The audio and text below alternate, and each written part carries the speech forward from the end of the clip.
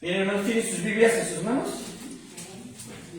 Muy bien, vayamos al libro de los Hechos, por favor. Hechos capítulo número 8. Hechos capítulo número 8.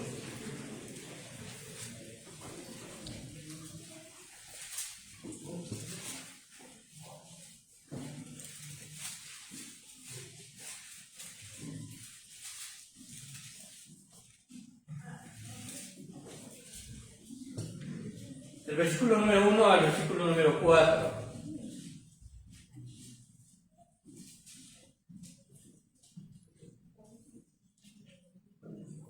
¿Lo tenemos? Vamos a leerlo todos juntos, así en sus lugares. Los voy a guiar con la entrada y continúan y me siguen por favor en voz alta. Dice la palabra de Dios. Y Saulo consentía en su muerte. En aquel día hubo una gran persecución contra la iglesia que estaba en Jerusalén, y todos fueron esparcidos por las tierras de Judea y de Samaria, salvo los apóstoles. Y hombres piadosos llevaron a enterrar a Esteban, e hicieron gran llanto sobre él. Y Saulo asolaba la iglesia, y entrando casa por casa, arrastraba a hombres y a mujeres, y los entregaban en la cárcel. Pero los que fueron esparcidos iban por todas partes anunciando el Evangelio. Vamos a orar, hermanos. Te doy muchas gracias, Padre, por este día, y quiero pedir tu dirección, Señor, para este mensaje. Danos, Señor, a nuestra mente y a nuestro corazón un carácter, Señor, Padre bendito, similar a tu Hijo Jesucristo y similar a aquellos, Señor, a los cuales llamaste apóstoles y discípulos, que actuaban y vivían con convicción. No importaban las circunstancias, no importaban los sufrimientos, los sacrificios que se pudiesen dar, pero Padre bendito, siempre puestos con la mirada fija en tu Hijo Jesucristo. Bendecimos tu santo nombre. Nos consideramos indignos de estar delante de ti, pero gracias, Señor, a los méritos que tu Hijo Jesucristo hizo en la cruz. Nos has llamado, Señor, para cumplir una misión. Una misión de predicar el Evangelio, pero que va más allá, Señor. Es una misión de vida. Una misión de dar testimonio, de pagar el precio.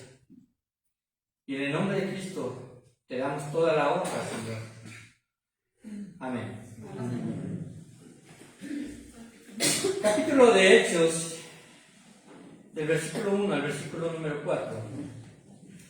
Pues se menciona dos nombres de dos personas que en este momento tienen grandes contrastes. Ustedes se dan cuenta que uno de ellos es Esteban y el otro es Saulo. Ahora, para entrar en contexto, ¿qué otro nombre recibe Saulo? Pablo, ¿verdad? Pablo el apóstol. Su nombre, ¿verdad?, con el cual se identifica es Saulo, y la localidad de su nacimiento, Tarso. Saulo de Tarso en Turquía, Sicilia, de Antioquía. Ahora, hermanos, estos dos personajes aquí están en grande contraste. ¿Y por qué no decirlo si aquí precisamente se expone la época más oscura de la vida de Saulo? Ahora, si podemos imaginar la escena, por un lado, ¿verdad?, está Esteban. Él ya ahí en el versículo número 1 prácticamente se menciona en un párrafo muy corto que habría de morir. Al terminar el versículo número 1, pues ya había muerto, ¿no? Y Saulo consentía en su muerte. Ahora, cuando se habla de que consentía en su muerte, se está hablando de que ahí ya hubo una persona a la cual se le quitó la vida. ¿Quién es esta persona? Es Esteban. Esteban. Así que podemos ver a Esteban que yacía ya muerto por su fe, y Saulo consentía en su muerte de Esteban también por su fe. Aquí están los contrastes, hermanos. Saulo no era una persona sin fe, Saulo no era una persona atea, Saulo no era una persona que estuviese defendiendo, ¿verdad?, el hecho de que Dios no existe. Saulo era una persona profundamente convencida de la fe que profesaba, no reconociendo al Señor Jesucristo como su Salvador en ese momento, pero sí teniendo un amplio conocimiento de las Sagradas Escrituras, sobre todo las del Antiguo Testamento. Así que Esteban, por un lado, también vemos aquí, en estos versículos que acabamos de leer, que Esteban era un hombre querido por los creyentes, un hombre piadoso, un hombre en el cual pues se había depositado la confianza de la iglesia de Jerusalén para ser diácono de esa iglesia. Y en realidad sabemos muy poco de Esteban, hermanos. Pongan atención hacia acá, ya está siendo atendido aquí Diego. Esteban era un diácono de la iglesia. Esteban había sido llamado para servir las mesas junto con otros diáconos. Y se conoce muy poco de su vida. Pero en realidad, hermanos, lo que se conoce de la vida precisamente de Esteban nos da a nosotros un panorama amplio de lo que es pagar el precio. Pagar el precio de ser seguidor de Jesucristo. Y el tema de hoy así se llama, pagando el precio. Ahora, esta frase puede ser muy bien utilizada, ¿verdad?, en cualquier época, pero en relación a la vida del creyente y la comunión y el compromiso que tiene para con su Hijo Jesucristo, debemos de pagar el precio. ¿Por qué, hermanos? Porque el aceptar a nuestro Señor Jesucristo nos lleva a una adhesión, a la adhesión de la iglesia y del servicio y obediencia a Cristo Jesús.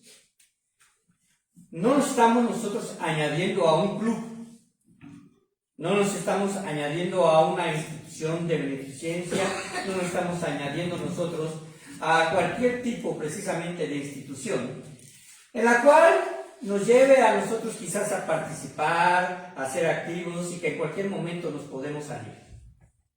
Usted de cualquier club puede salirse en el momento que usted lo desea. Incluso una institución benéfica como la Cruz Roja, si usted participa, ¿verdad?, y usted es voluntario, al final usted puede salir de ahí y ya no participar más. La pregunta es, ¿como creyentes en Cristo Jesús nos podemos salir de vivir la vida cristiana y de profesar el cristianismo y de nuestra fe? De agarrar y decir, esto ya no me llenó, esto ya no me identifica, esto ya no es algo que sea parte de mi vida y simplemente voy a optar por otra cosa. No lo podemos hacer si usted es un verdadero creyente, un verdadero discípulo convencido de que Jesucristo lo llamó de por vida para ser usted su servidor. Así que, hermanos, podemos ver parte de estos contrastes. Saulo también era un hombre querido, pero un hombre querido por el Sanedrín. Era un hombre con autoridad y se le dieron cartas para poder seguir a la iglesia. Esteban, si lo podemos ver en el versículo número 66, vamos al versículo 59 y 60, del capítulo 7. Usted empezó en el 8.1, nada más tiene que subir su vista, ¿verdad? Dice el 59, y apedreaban ¿a quién? A Esteban. Mientras él invocaba y decía, Señor Jesús, recibe mi espíritu. Y puesto de rodillas, clamó a gran voz, Señor, no les tomes en cuenta este pecado. Y habiendo dicho esto, durmió. Ahora, hermanos, qué interesante, ¿verdad?, que él estaba de rodillas, ya presentándose como un mártir de Cristo. Cuando, hermanos, hablamos acerca de esto, y lo vamos a ver más adelante en el capítulo número 7, dice que su rostro brillaba como la de un ángel, Esteban, mientras se defendía, ¿verdad?, delante del Sanedrín. Pero vemos precisamente a Esteban que en esta narración del capítulo 7 y parte del capítulo número 6 también, en forma resumida lo que fue los últimos momentos de su vida. Y a diferencia de Pedro, a diferencia de Juan, a diferencia de algunos otros, no se menciona en la Biblia tanto detalle en relación a cómo murieron. Lo sabemos por la historia, cómo murieron cada uno de ellos como mártires. Pero en el caso de Esteban está la palabra escrita y la forma de su muerte aquí en la Biblia. Así que, hermanos, podemos ver precisamente a estos dos hombres. Esteban irradiaba luz como un ángel y Saulo alimentaba odio hacia esa nueva doctrina. Pero usted y yo sabemos que estos dos hombres, a pesar de sus contrastes en ese momento, hoy se encuentran en el cielo. Saulo y Esteban, alcanzados por Cristo bajo diferentes circunstancias, y ambos vieron al Señor, uno en su muerte y otro en su conversión, porque Esteban veía al Hijo del Hombre sentado a la diestra de Dios, y Esteban allá, ¿verdad?, en su conversión, oyó la voz del Señor, ¿verdad? Saulo, Saulo, ¿por qué me persigues? Y aunque todos conocemos quién fue Saulo una vez alcanzado por Cristo, perdón, hermano, de repente se cierra la garganta. Alcanzado por Cristo, el camino de la cristiandad, hermanos, no fue fácil para ninguno de los dos. ¿Saulo sufrió por ser cristiano? Sabemos que sí. Fue apedreado, dejado como muerto, tuvo que pasar naufragios, azotes, rechazado por los de sus pueblos. Así que, hermanos, ellos, los dos, pagaron el precio del Evangelio. Y hoy, para dar mérito a Esteban, precisamente nos vamos a concentrar en Esteban, no en Saulo. La Biblia no narra mucho de forma en que murieron sus apóstoles, y de hecho la información, como la acabo de decir que tenemos, es de los historiadores del primer siglo. Dos de ellos, por ejemplo, Tácito y Clemente, son historiadores del primer siglo que dejaron plasmado precisamente y de forma escrita lo que sucedía en Roma, lo que sucedía en el Imperio Romano, lo que sucedía con la Iglesia de Cristo. Así que, hermanos, ellos escribieron también sobre la forma en que murieron los demás discípulos. En el caso de Esteban tenemos el escrito inspirado más largo de un mártir al cristianismo. Lo que se menciona de él es muy breve, pero nos da un hermoso ejemplo de lo que es un verdadero discípulo de Cristo. Así que vamos a aprender el día de hoy acerca del carácter cristiano, ahí reflejado en la vida de Esteban. El primer punto, si ustedes están notando, podemos ver precisamente qué era lo que formaba su carácter, y es que Cristo está buscando testigos valiosos. Cristo está buscando testigos valiosos. En primera instancia había puesto este punto como Cristo está buscando testigos de valor, pero a veces nos inclinamos, porque así es nuestra mente, en pensar que son personas, ¿verdad?, con carácter, en el sentido de que peleaban, ¿verdad?, como Josué, en el sentido de Moisés cuando se enfrentaba a los enemigos, en el sentido de David. Pero cuando hablamos acerca de valiosos nos referimos a aspectos más bien de carácter, aspectos que se han formado y que precisamente dan identidad a un hombre o a una mujer dentro de la vida cristiana. Y si podemos decirlo, aquellos que denotan el fruto del Espíritu Santo en su vida. Así que si vamos a Hechos capítulo número 6, veremos cómo Esteban es mencionado por primera vez.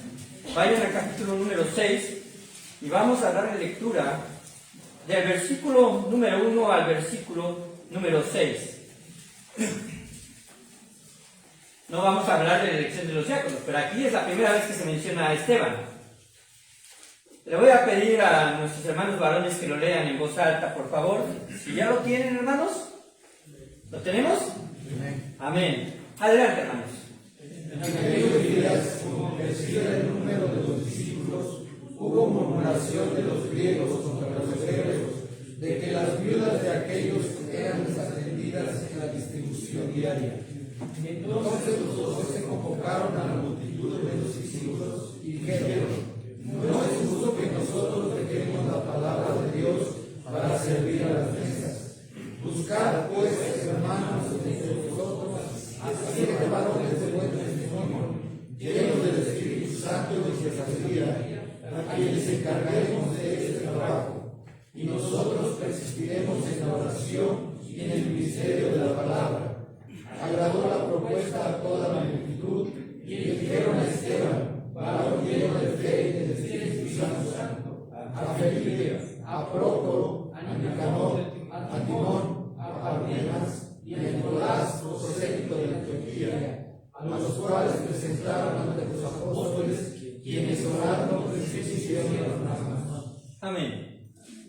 Quiero que imaginen un poco, ¿verdad? Nosotros hemos tenido algunas actividades de índole de nuestra propia iglesia local, en la cual pues tenemos nosotros quizás un pequeño convivio, ¿verdad? Al final, como han sido los aniversarios, o el Día de las Madres, o el Día del Padre, que son aspectos que no queremos pasar por alto, ¿verdad? Reconociendo precisamente lo que Dios ha hecho a través de nuestra iglesia. Pero en estos pequeños actos, ¿verdad? De convivio y de convite, de repente por ahí alguien, ¿verdad? Al final o quizás posterior a estos días, dices que a mí no me tocó pastel. Si usted, ¿verdad?, ha sido de esos, pues, una disculpa, ¿verdad?, que en la cual en este sentido decimos, bueno, pues no podemos hacer más.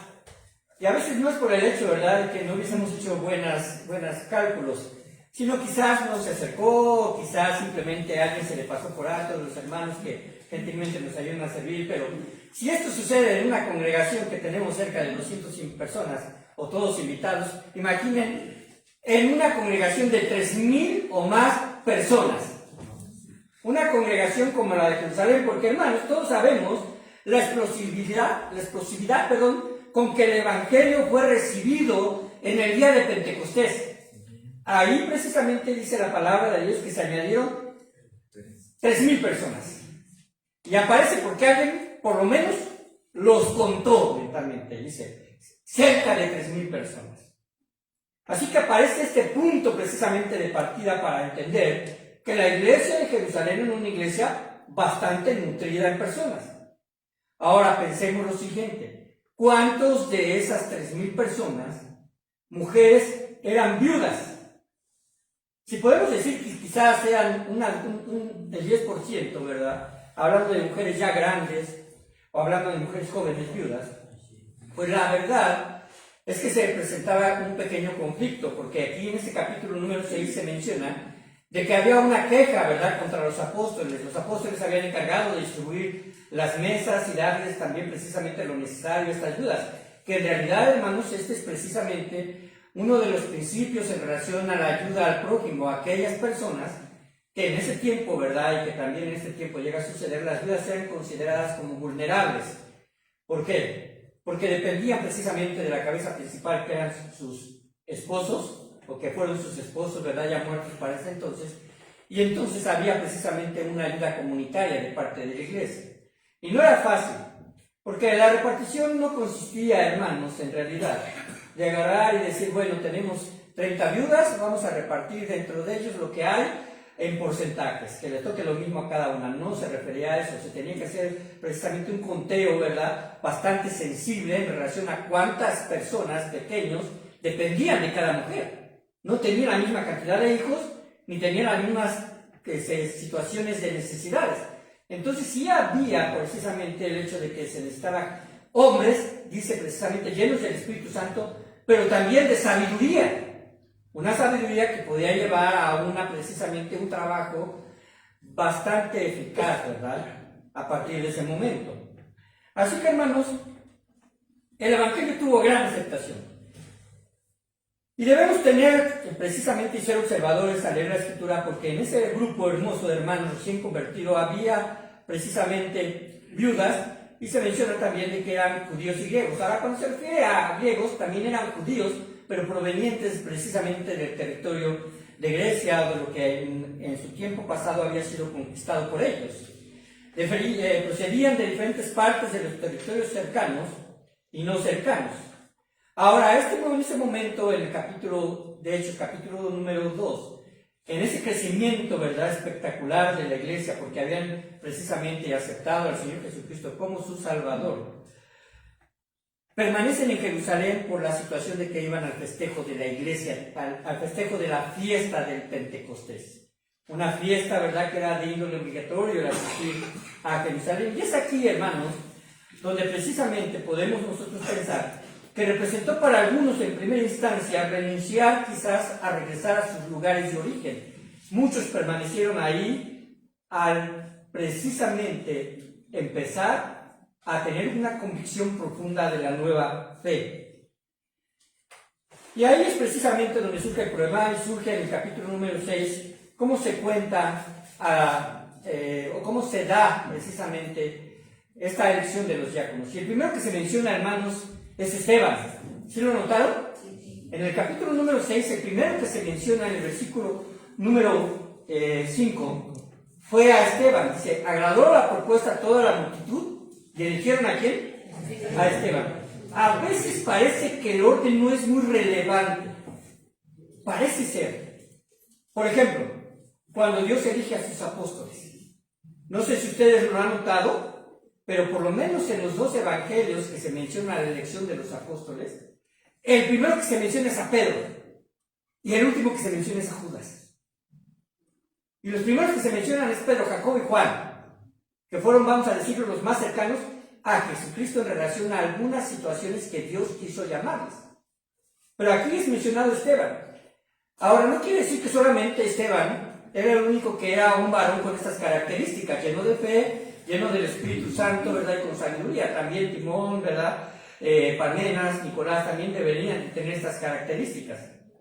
Pero quizás, ¿verdad? Esto nos da precisamente un sentido con relación a lo que se va a mencionar en los siguientes versículos, que aparece el arresto de Esteban, si ustedes ya lo notaron.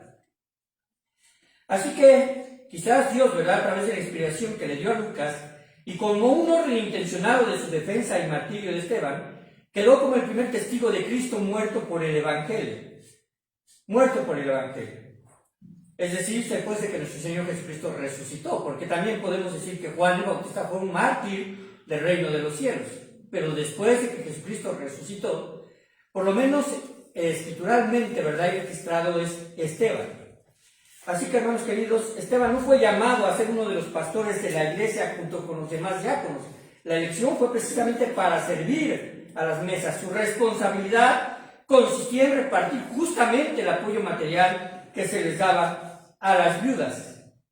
Ahora, si esto precisamente requería ciertas características de las personas para que sean servidores, imaginen también en este sentido, ¿verdad? Porque Dios requiere estos atributos. Porque en el reino de Dios, hermanos, debemos estar convencidos que solamente somos siervos del Señor y que en esa servidumbre Dios requiere que nosotros seamos testimoniales, que tengamos un buen testimonio delante de las personas.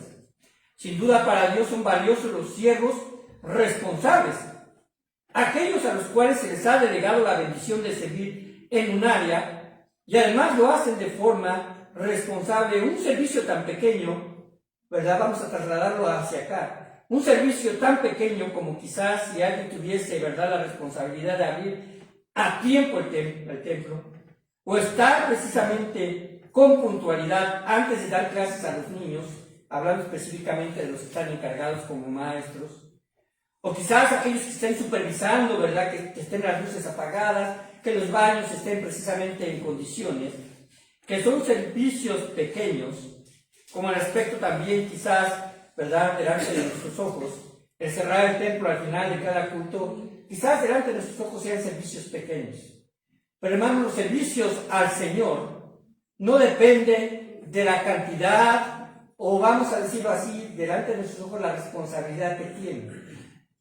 Cuando nuestro Señor habla, y lo acabamos de citar precisamente un poco antes de la predicación, del que sabe servir en lo poco, Dios le pondrá en lo mucho. ¿Cómo podemos llamar a una persona que se haga responsable de un ministerio si no cumple con la puntualidad? Si no cumple quizás con lo más pequeño como el hecho de dar cierto sacrificio en cuestión al servicio. ¿Cómo se puede requerir, verdad, quizás de un pastor que esté al frente de una iglesia cuando no tiene precisamente una preparación correcta y anticipada de lo que va a enseñar? Que llegue en la mañana y que el pastor, ¿verdad?, Juan, abra la Biblia y díganles, permítanme, hermanos, es que déjenme ver qué me va a decir el Señor esta mañana. Ese tipo de preparación no requiere el Señor. El Señor quiere que seamos responsables delante de Él. Y aunque tenemos ciertas limitaciones en un momento dado, en realidad nuestra dependencia no depende de nuestros esfuerzos, nuestro conocimiento, sino depende del Señor. Pero esa dependencia debe estar respaldada con nuestro compromiso. Un compromiso del cual nosotros tenemos que ser conscientes de que la iglesia no va a avanzar de forma exponencial, sino tenemos un compromiso de un testimonio fiel, leal, en una actitud y un carácter humilde hacia lo que Dios precisamente ha establecido como iglesia y su liderazgo. Hermanos, nuestro Dios espera que cada congregación, cada iglesia local, de la cual Él pagó con su sangre, tenga responsabilidad en aquellas áreas en las cuales Dios está llamando a cada uno en particular. Y que se olvide de los que, en cierta forma, y entre comillas, que se olvide de lo que los demás hacen o de qué forma actúan. Que no haya un desánimo, ¿verdad?, en la vida de cada uno de nosotros para decir, ¿por qué lo voy a hacer yo si el otro no lo hace? Nuestro Dios, si ustedes se dan cuenta, cuando pide cuentas en esas parábolas, dice que va uno por uno, no lo hace en forma conjunta. Habla con el primero al cual se le dieron 10 talentos y después habla con el que tiene 5 talentos y con el que tiene un solo talento. Dios precisamente nos va a llamar y va a pedir cuentas de forma personal. Así que, hermanos, este tipo de aspectos,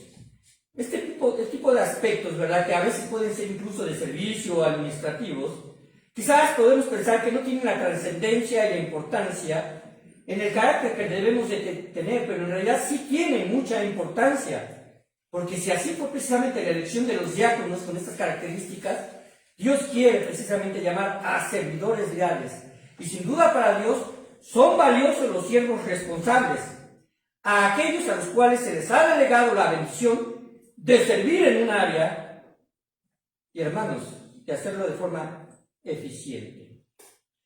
La pregunta es, ¿cómo esperamos ser bendecidos con un ministerio mayor si no hay compromiso en lo poco?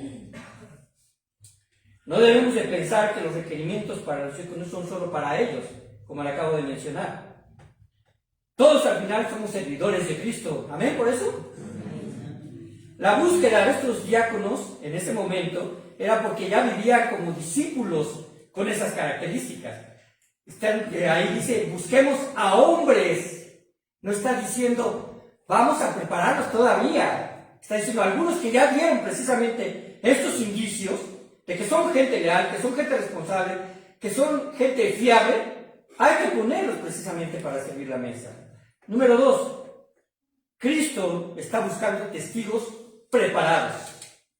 Testigos preparados. La palabra en griego para testigos es la misma palabra que se utiliza para mártir.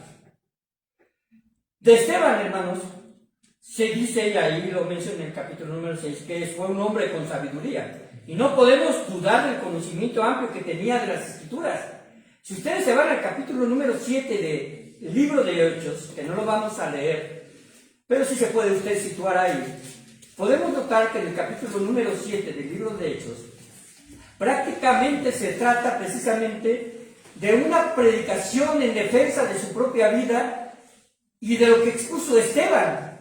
Dice el versículo número 1, el sumo sacerdote dijo entonces, ¿es esto así? Porque se habían levantado falsos testigos que según precisamente vamos a decirlo de esta forma, la acusación era de que Esteban estaba promoviendo y estaba hablando palabras blasfemas contra Moisés y contra Dios. Eso lo vemos en el versículo número 11 del capítulo número 6. Pero no era así. En realidad estos falsos testigos actuaron de la misma forma de aquellos falsos testigos que estuvieron delante precisamente de Caifás, ¿verdad?, de Anás, de Pilato, para culpar a nuestro Señor Jesucristo. A Jesucristo se le acusó de blasfemia. ¿Y qué blasfemia podía haber de que Él se hace llamar hijo de Dios siendo Dios? Sin embargo, ellos no lo entendieron. Y con Esteban sucedía algo similar. Y el versículo número 2 se empieza a dar precisamente, vamos a decirlo de así, un estudio expositivo, una predicación expositiva desde el tiempo en el cual aparece precisamente ese testimonio de cómo el pueblo hebreo había de renacer, ¿verdad?, a partir de Abraham. Y empieza a narrarles todo lo que ocurre, todo el capítulo número 7. Hizo un resumen, ¿verdad?, bastante sintetizado de toda precisamente esa travesía hasta llevar a Jesucristo. Ahora, hermanos, ¿él conocía las Escrituras? Sí. Claro que sí. Vemos también en la defensa de Saulo cómo se defendía y cómo hablaba a los judíos, y conocía ampliamente el Antiguo Testamento. Podemos decir, ¿verdad?, sin dudar, que ambos podían precisamente testimoniar, ya en su momento Saulo siendo Pablo, de que todo lo del Antiguo Testamento apuntaba a Jesucristo, a su obra redentora, a su crucifixión, muerte, sepultura y resurrección. Así que, hermanos, estaban dando una cátedra de su conocimiento, pero también de la interpretación exacta de esa exposición. Porque no solamente era decir, miren, esto sucedió con nosotros los judíos en el tiempo de Abraham, con nosotros los hebreos, sino al final dice, a Jesucristo precisamente quiso poner Dios. Ahora ellos precisamente a eso le chocan, los fariseos chocan precisamente con los aspectos de la interpretación escritural, porque todo apuntaba precisamente a Cristo. Así que, hermanos, algo que no comprendieron los judíos fue eso, y quizás por la concurrencia de los diferentes judíos y de las provincias de donde venían, estaríamos hablando que Esteban estaba predicando el Evangelio en la siguiente Pascua, después de que nuestro Jesucristo murió. Es decir, si se puede en un momento dado establecer el tiempo, ya había pasado un año desde que Jesucristo se presentó y Esteban ya estaba predicando con poder. En Hechos 6, 8 al 15, vayan ustedes, por favor. Hechos 6, del 8 al 15, dice así: y Esteban, lleno de gracia y de poder, hacía grandes prodigios y señales entre el pueblo. Eran las credenciales también, precisamente, de los seguidores de Cristo. Pero dice que se levantaron unos, Hechos 6, 8 al 15. ¿Estamos ahí? Voy a continuar con el 9. Entonces se levantaron unos de la sinagoga llamada de los libertos. De los libertos, eran aquellos, ¿verdad?, que habían precisamente obtenido su libertad y que ya pues contaban con esa libertad física, que no estaban bajo un amo, bajo el régimen de un dueño. Y también de los de Cirene, de Alejandría, de Cilicia, de Antioquía. Ahí no aparece Antioquía, ¿verdad? Ok, pero de Cilicia y de Asia, disputando con Esteban. ¿Por qué puse yo aquí de Antioquía? Porque en una revisión, precisamente con respecto a esto, se cree que también Saulo pertenecía a la sinagoga de Cilicia de Antioquía. Él partía del norte y llegaba precisamente a Jerusalén a esa fiesta de la Pascua. ¿Y disputaban con quién? Con Esteban. Pero no podían resistir la sabiduría y el espíritu con que hablaba. Entonces sobornaron a unos para que dijesen que le habían oído hablar palabras blasfemas contra Moisés y contra Dios. Y soleviantaron al pueblo y a los ancianos, es decir, manipularon al pueblo y a los ancianos y a los escribas, y arremetieron, le arrebataron y lo trajeron al concilio. ¿Y pusieron qué? Testigos falsos que decían: este hombre no cesa de hablar palabras blasfemas contra este lugar santo y contra la ley.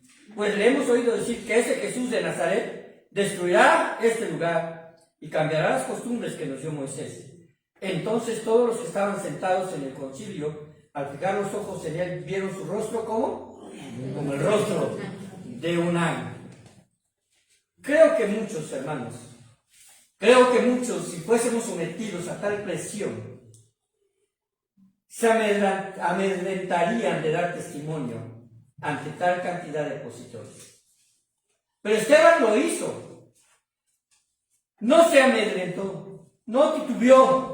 Su predicación fue intencional, a pesar de que sabía que quizás, ¿verdad?, se enardecerían los sentimientos de las personas y quizás les llevarían a la muerte. No se desvió del Evangelio en ningún momento, que es presentar a Cristo crucificado y a este resucitado. Ahora, él predicó ese día por lo menos 2 veces, hermanos, porque antes de ser apresado estaba predicando con poder, dice la palabra de Dios. Y fue apresado y vuelve a predicar, y es lo que se queda aquí plasmado en la Escritura. En realidad, hermanos, parte del enojo de los que estaban disputando con Esteban es que sus argumentos quedaban nulificados. Si usted notó precisamente lo que dice ahí, decía que no podían resistir la palabra que predicaba Esteban. Sus argumentos eran nulificados. Y hermanos, ante las verdades que Esteban daba en dependencia del Espíritu Santo, en realidad no se trataba de ver quién sabía más, si Esteban o ellos, sino que precisamente estaba Esteban en sus argumentos. Él estaba dependiendo primeramente del Espíritu Santo. Y el propósito era exponer la verdad del Evangelio. Porque esa verdad, hermanos, es la misma verdad que se nos expone cuando nosotros predicamos. Y tiene repercusiones eternas. No es para dejarnos, ¿verdad?, contemporaneidad. No es para que después quizás digamos nos equivocamos. Es porque vamos creciendo y desarrollando convicciones profundas conforme vayamos conociendo a Dios a través de su palabra. La experiencia que Dios nos va a dar a través de la vida cristiana va a reafirmar eso. Porque Dios nos protege, porque Dios nos sustenta, porque Dios nos anima en medio de las dificultades. Muchos creyentes, hermanos, están viviendo el Evangelio bajo una esfera de confort, en donde no nos vemos confrontados a sacrificar casi nada. No nos vemos confrontados a sacrificar casi nada. Un poco de tiempo, un poco de esfuerzo físico, quizás algo de un recurso material, quizás el pensar y apoyar a las congregaciones, a las misiones. Hermanos, no es un sacrificio tan demandante como el exponer su vida. Desafortunadamente, hermanos, a veces no entendemos la historia. Pero la historia de los mártires en el cristianismo era dejar todas sus posesiones. Y esas posesiones, hermanos, no iban a ir, esos recursos económicos, esas casas, esos campos agrícolas, esos animales, no iban a ir a manos de otras iglesias, iban a ir a manos de la gente pagana. Despilfarrando y haciendo poderosos a los más poderosos que no creían en Cristo. Pero Dios no se preocupa por eso, hermanos. No se preocupa a dónde van esos recursos una vez que se han quitado, se preocupa por las convicciones que precisamente dan testimonio de que un creyente es capaz de exponer y dar su vida. Nuestra mayor presión, hermanos, por ser cristianos quizás sea el rechazo, una actitud grosera de algunos hacia nosotros. El mayor riesgo que yo he vivido por ser cristiano, hermanos, el primero que yo viví fue con un joven que me dio un puñetazo en la cara después de que yo fui cristiano. Siempre en la colonia donde vivíamos, ¿verdad?, crecimos en un aspecto medio hostil. El bullying no existía, hermano, con palabras, pero existía en la acción. Y siempre había de que a ver quién era el que le ganaba al otro allí en la calle, ¿no?, con los amigos, y una pequeña pelea, y después nos dábamos la mano y así. No sé si usted lo vivió, pero yo sí lo viví. Y una de las cosas que surgió es que uno de ellos, ¿verdad?, simplemente me dio con que ya es ¿cómo se llama? Me dijo borrego y que me da un puñetazo. Ahora, yo sé que no lo hizo con todo, yo creo que lo hizo para provocarme, porque después nos seguimos hablando. Y otra ocasión fue una vez que fuimos a un lugar, ¿verdad?, ya por el Estado de México, donde fuimos a tratar de predicar en un funeral. Un amigo y yo, Alejandro, que he hablado con ellos, y lo único que sucedió es que nos corrieron, ¿verdad?, y nos dijeron que mejor nos fuéramos. Ya estaba por llegar precisamente dentro de la región, ¿verdad?, de mayor influencia, que es la católica. Ya estaba por llegar el sacerdote para dar, pues, dentro de sus ritos, ¿verdad?, estos aspectos rituales. Pero es lo más que yo he podido vivir. Pero sin embargo sabemos que la persecución continúa para algunos cristianos. Algunos hermanos ya en ese tiempo son desterrados prácticamente de sus hogares, e incluso con riesgo de muerte si no dejan de predicar el Evangelio. Esteban fue acusado por testigos falsos que instigaron al pueblo a una hostilidad verdaderamente malintencionada, manipulada, hermanos, de tal forma que nadie quería ser oyendo. Presentar el Evangelio, hermanos, es confrontativo. Va a ir en contra de muchas costumbres. ¿Usted lo ha notado? Presentar el Evangelio va a ir en contra de muchas costumbres. Maestros que son creyentes quizás estén en la posición de tener cierto riesgo a lo mejor de una sanción o de perder el trabajo porque no se dan a la tarea a lo mejor de continuar con costumbres paganas, religiosas, que sí tienen en un ámbito espiritual influencia por ciertos días festivos. O pueblos donde se les exige a personas que no son precisamente de la religión popular, que son creyentes, para dar quizás aportaciones por el patrón o por la fiesta patronal. Ahora, ¿qué va si tenemos en unas situaciones, vamos más cercanas, donde quizás nos sentamos instigados, porque tuvimos quizás relaciones, ¿verdad?, con otras personas que en su momento no eran temerosos de Dios, y que en ese momento te invitan a tomar, te invitan a hacer cosas inadecuadas, y en las cuales tenemos que rechazar a pesar de perder, y debemos de perder, por decirlo de alguna forma, y sacrificar ese tipo de relaciones personales. Así que, hermanos, si por alguna razón los quienes trabajan en la iglesia, predicando, enseñando, sirviendo, no estuviesen un domingo por la mañana, piensen en estas circunstancias. Y si usted encontrara las puertas abiertas,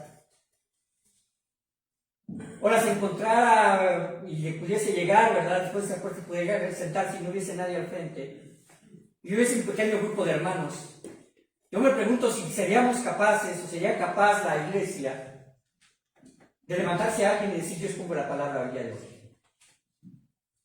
De levantarse y decir: yo me comprometo a cerrar y abrir el templo mientras estén ausentes las personas y los servidores de nuestra iglesia. Yo me comprometo a apoyar y poder precisamente continuar con la obra en este lugar y fuera de este lugar y en las casas. Desafortunadamente, uno de los riesgos que se pueden presentar dentro de una iglesia cuando solamente tiene una persona al frente es que cuando esa persona se ausenta por enfermedad, por muerte o por un accidente, se llegan a debilitar.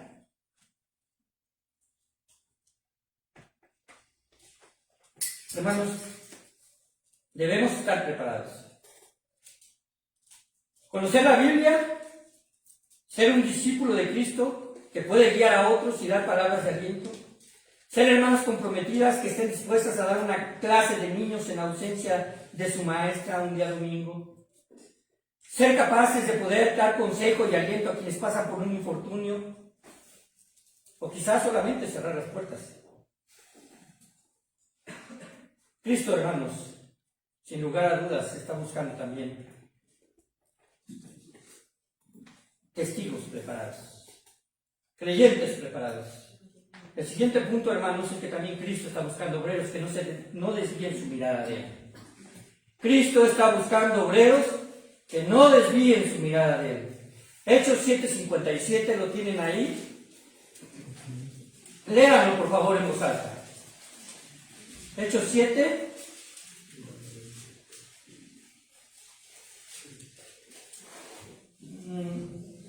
Permíteme tantito. Hechos 7, 55 y 56, perdón. Hechos 7, 55 y 56. Adelante, hermanos. El Esteban, lleno del Espíritu Santo, puesto los ojos en el cielo, vio la gloria de Dios y a Jesús que estaba a la diestra de Dios, y dijo: He aquí, veo los cielos abiertos y al Hijo del Hombre que está a la diestra de Dios. Gracias, hermanos.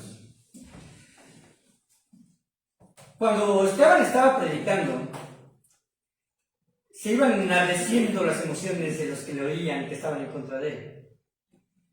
Pero el versículo 52 nos habla de una acusación tremenda. El versículo capítulo 6, 7, 52 dice: ¿A cuál de los profetas no persiguieron vuestros padres y mataron a los que anunciaron de antemano la venida del justo, refiriéndose a Jesucristo, de quien vosotros ahora habéis sido entregadores y matadores y asesinos? Vosotros que recibiste la ley por disposición de los ángeles y no la guardasteis. Oyendo estas cosas se enfurecían en sus corazones y crujían los dientes contra él. Esto de crujir los dientes, hermanos, precisamente es un aspecto ya del odio que estaban emanando. Es el decir, crujir los dientes, es un aspecto de juicio. También es una, vamos a decirlo así, alude a cuando Jesucristo decía, ¿verdad?, con respecto al infierno donde será el lloro y el crujir de dientes. Es algo que ya está en el extremo a punto de explotar, y es lo que estaba sucediendo con la ira de las personas. Estaban a punto de explotar. Pero el versículo 55 dice que estaban llenos del Espíritu Santo. ¿Qué sigue? Puestos los ojos en el cielo. Vio la gloria de Dios y a Jesús que estaba a la diestra. En Hebreos, precisamente, del capítulo 12, versículo número 1 y versículo número 2, no lo busquen, le voy a dar lectura.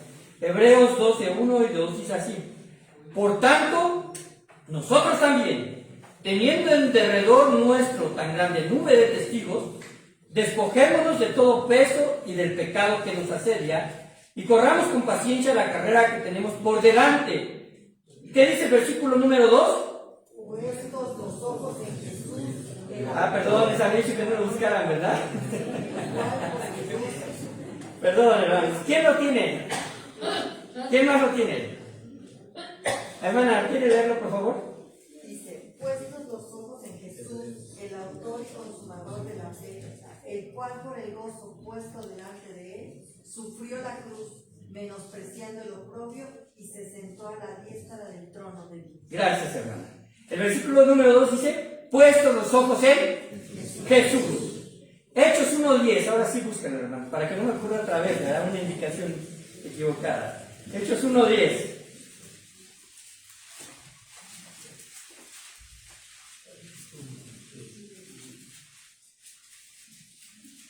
¿Qué dice, hermanos? Y estando ellos con los ojos puestos en el cielo, entre tanta gente y eternidad, he aquí se pusieron junto a ellos dos varones con vestiduras blancas. Ahí es precisamente cuando asciende nuestro Señor Jesucristo. Y dice que los discípulos, ¿verdad? Dice que estando ellos con los ojos puestos, ¿en dónde? En el cielo, entre tanto que Él se iba. Ahora, hermanos, los mártires de Cristo han dejado su historia escrita en sangre. Eso es una realidad. Los mártires en Cristo han dejado puesta su historia en sangre. Los tres pasajes que acabamos de mencionar aluden a ver a Cristo resucitar. En Hechos 1, en Hebreos y Esteban. Está aludiendo a ver a Cristo ya resucitado. No estoy diciendo que tendremos una revelación especial, hermanos, en donde veamos a Jesús nosotros. Estoy diciendo que así como Hebreos nos enseña que esa nube de testigos fieles a Cristo fueron capaces de despojarse de todo, lo que era un peso en su vida, hablando del pecado, pero aquellas cosas que les limitaban, ellos eran capaces de mostrar fe en Jesús a través de cualquier atrocidad. Usted puede ir a Hebreos capítulo número 11 y ver cómo expusieron su vida, aserrados, perseguidos, en cuevas.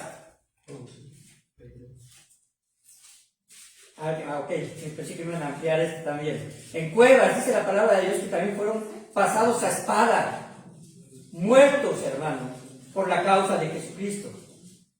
Ahora, hermanos, ¿cuántos somos nosotros capaces de despojarnos? ¿Cuánto? Hay información documentada, hermanos. Hay información documentada, ya estoy por terminar, de cómo los creyentes verdaderos dieron su vida en los circos romanos. Ya lo hemos dicho. Y quizás digamos, bueno, eso quedó en el pasado. Donde la gente se ataba en postes, se les quemaba y fungieron de hogueras vivientes en las calles de Roma, porque así Nerón lo dispuso. Se les untaba de brea y no estaban muertos, se les prendían vivos. En los circos se exponían a fieras donde no se les daba de comer por días, de tal forma que cuando entraban, devoraban vivas a las personas. Ahora, hermanos, ¿qué podemos decir acerca precisamente de la historia de la Santa Inquisición? Mal llamada Santa, ¿verdad?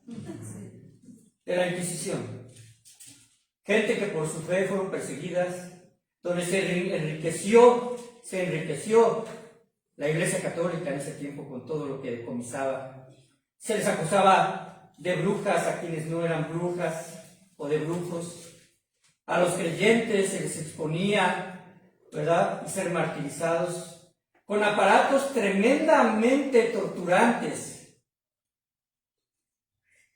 entre ellos el potro, un elemento que era un toro hecho de hierro y hueco, y se metía a las personas ahí, se exponía al fuego en la parte baja hasta que por dentro, ¿verdad?, se quemaban y se oía los gritos. Más adelante las persecuciones que hubo también en el norte de nuestro continente. Pero déjenme contarles algo, hermano, esto no se acaba. Por lo menos las fuentes que se pueden considerar fiables con respecto a las noticias en nuestro mundo, se considera a 10 países altamente perseguidores de los creyentes, pero el mayor de ellos es Corea del Norte. Por lo menos se le considera. Ustedes oyen noticias de Corea del Norte, vamos, noticias no de aspecto de su gobernante, sino noticias de su población. Casi no se escuchan. Porque hay un gran control con respecto a lo que se puede decir de ahí. Sin embargo, hermanos, hay noticias. Su actual, puedo decir, emperador o presidente, ¿verdad?, su familia, tiene una gran hostilidad contra los creyentes porque lo consideran precisamente pensamientos hostiles al imperio. Se presentan a nivel mundial algunas pequeñas iglesias que controla el Estado solamente para guardar cierta, vamos a decirlo así, ecuanimidad y tolerancia, pero realmente no existe. Apenas años pasados se supo de una noticia en donde una familia como Escarmiento, por estarse reuniendo clandestinamente en pequeñas iglesias, y estoy hablando de iglesias de 13, 14, 15 personas, 2, 3 familias, se les encontró, los pusieron en forma pública. Y el requerimiento para que no pasaran por el martirio era precisamente que renunciaran a su fe. Ellos no quisieron, se les hizo pasar por una aplanadora. Sus huesos crujían debajo de ellos, empezando por sus pies, llegando a sus cráneos. ¿Se imaginan lo que es pagar el precio realmente? ¿Se imaginan lo que realmente nosotros, gracias a Dios, no estamos expuestos en este momento?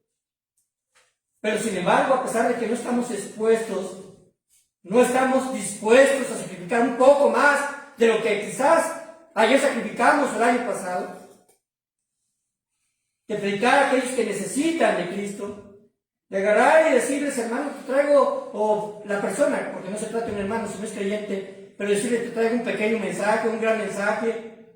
Hay una necesidad que hay que suplir más importante que alimentos, que es la necesidad espiritual.